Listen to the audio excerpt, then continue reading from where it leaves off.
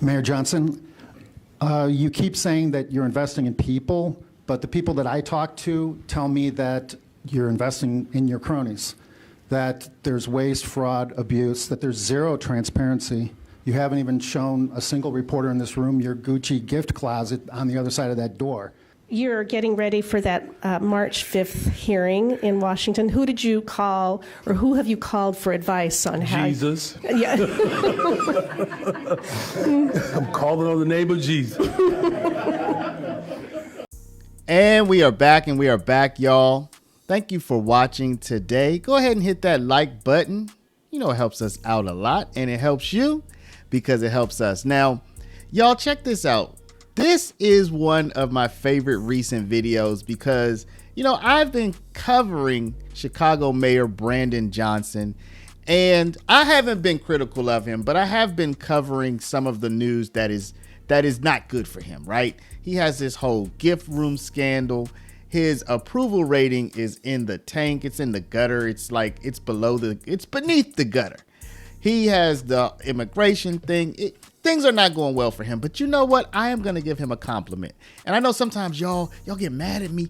I'm going to give him a compliment, okay?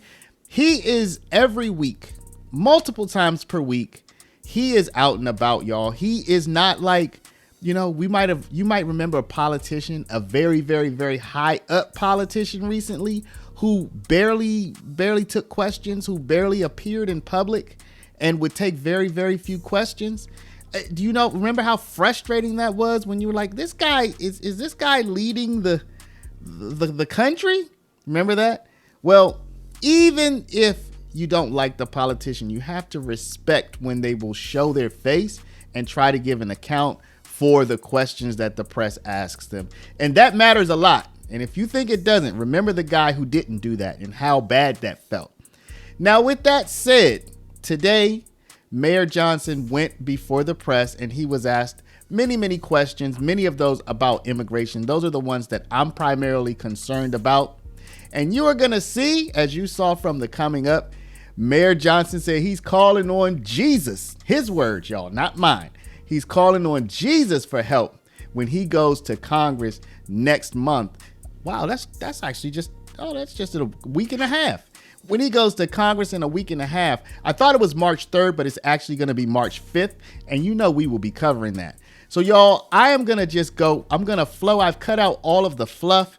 This is going to be the nitty gritty, the meat of this press conference that I think will matter most to my audience based on what we've been covering. So, y'all, this is a sit back and relax. If y'all have been with me since the YSL trial, y'all know I'll make these sit back and relax videos.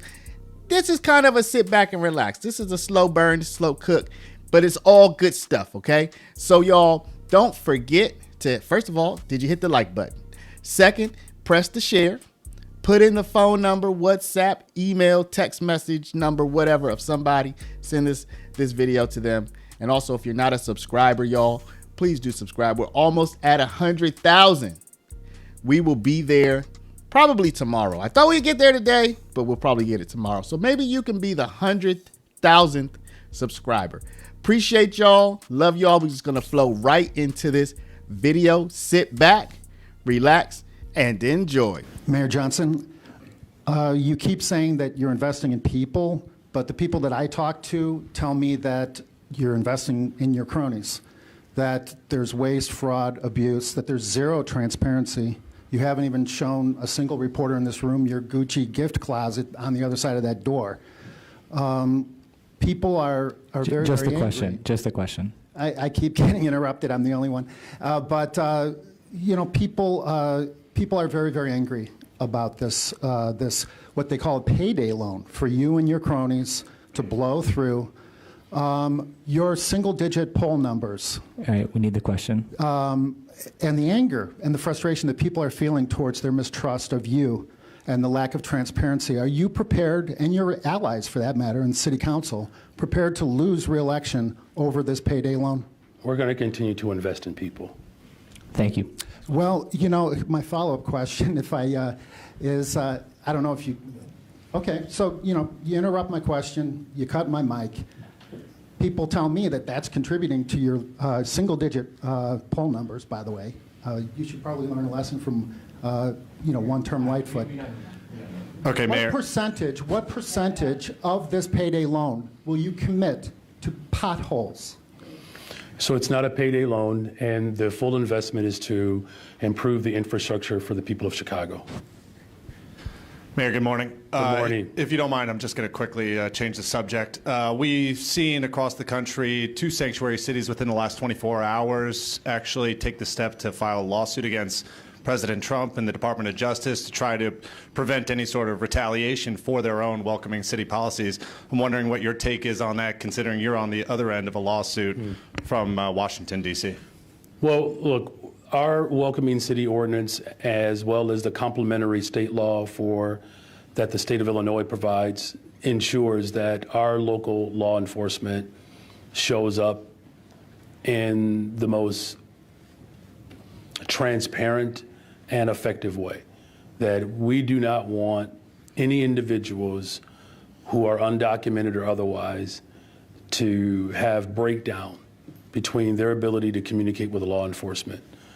As far as, our status, again, as a 40-year trajectory of being a welcoming city for immigrants from around the globe, whether they are Jewish or Chinese or Polish or Italian, Mexican, we're going to remain a welcoming city and hold to our values. Now, as far as, how cities decide to move, around litigation, that is obviously their prerogative. We have not made any rash decisions around how, we will move.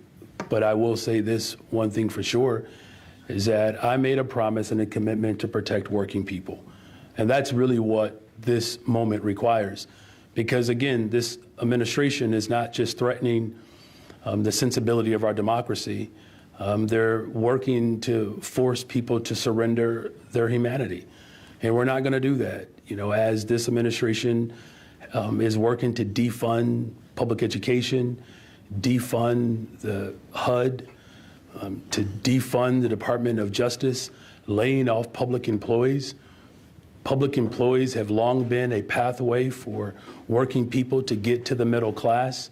We know that public employees are overwhelmingly women and people of color, particularly here in Chicago. So I know that's, a very broad response, but, I just want to make sure that people understand that as a city that has been established by immigrants and migrants who were formerly enslaved to come to this city, to build the diversity of this city. It's the global capital of the world, and we're going to continue to show up in our very best. And Mayor, a follow-up for you. We've seen other sanctuary cities and mayors, particularly Eric Adams in New York, sort of change his tune regarding sanctuary city policies and become more cooperative. I'm wondering if you, the City of Chicago leaders, have had any sort of negotiations happening with Tom Homan or the federal government in which, a deal might be struck similar to what's happening in New York. Look, our song of unity won't change because of who's in the White House. And, as I said before, the city of Chicago, the greatest love story, a black Haitian immigrant and a Potawatomi woman established the city. Our birthday is coming up in a week. And again, it's been refuge for individuals who are fleeing war. I mean, we have conservatively 30,000 Ukrainians here in Chicago. No one asked us to surrender our humanity when we opened up our arms for Ukrainian individuals, particularly the vibrant Ukrainian community that we have here in Chicago. We're not going to. This current administration is the tempter at the end of a 40-day fast. We're going to hold to our values. Hey, Mayor. Hey. Wanted to pivot back to immigration just for a moment and questions you could potentially face in front of Congress. There is that potential, obviously, of criticism of Chicago's response to this humanitarian crisis, to the $600 million that it has cost the city, to the recent $400 million. Well, over 400 million. Over 4 years, $400 million since 2022. Of the amount of money that the city has shouldered as a result of this, and to recent immigration enforcement efforts. I'm guessing, what is your counterpunch going to be to that? To our values? Yeah, that's Or not the questions that's of not. Congress. I mean, I get your question. That's not a counterpunch. That's just who we are. We're a city, again, that was established by a black Haitian immigrant. That is the punch. We're responding to individuals who don't share our values. Look, Governor Abbott, because I know you like to talk about money, Governor Abbott spent $220 million to bus people across this country. That's $1,800 a person. $220 million, and refused to cooperate with us when we worked to bring order and structure to the damage at the border. Do you not know that they were putting people on buses and they were not telling us who was on the bus? I protected Chicago by passing that bus ordinance. We don't know who were on those buses. And they put women and children on those buses, making them susceptible to the type of harm and danger of that people who are vulnerable experience. We responded to an attack and we rose above that attack. Now here's the good news though. As a result of this crisis that Congress left cities alone to deal with. Now whatever critique people might have, it was unprecedented. Nowhere in the history of America have local municipalities have been asked to stand up resettlement sites. It has never existed. And then here's what we did as a result of it. We built a single system initiative with the state of Illinois to respond to the homeless crisis in America. Do you not know that when people call for 311 looking for shelter, there's now one family that's on the waiting list right now? That has never happened in the history of Chicago. Just last week, 82% of those who needed shelter were unhoused Chicagoans. So not only did we respond emphatically by holding to our values, we actually built a system out of the crisis to respond to a need that no other administration had responded to. You're getting ready for that March 5th hearing in Washington. Who did you call, or who have you called for advice on how? Jesus. Yeah. I'm calling on the name of Jesus. I mean, there are a number of people. I text Mayor Lightfoot. I texted Mayor Lightfoot a couple of days ago. We had a text with Arnie Duncan. He's had his share of hearings. There are a number of people. I've spoken to Congressman Davis, Congressman Jackson.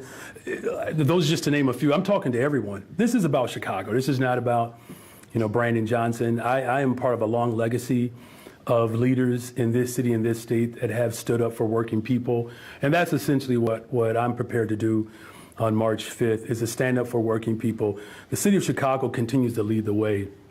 Housing, behavioral health, when it comes to the education system, the way we are showing up in community safety, Deputy Mayor Garen Gatewood can attest to this. We're down 25% in violent crime just this year alone. The month of February, I believe we're up 37% reduction in violent crime as a whole. Since I've been in office, we've seen a reduction in violence every single year that I've been in office. There's been an overall reduction in violence. But we've also have increased our investments in young people, $20 billion of new investments just with Department of Planning and Development.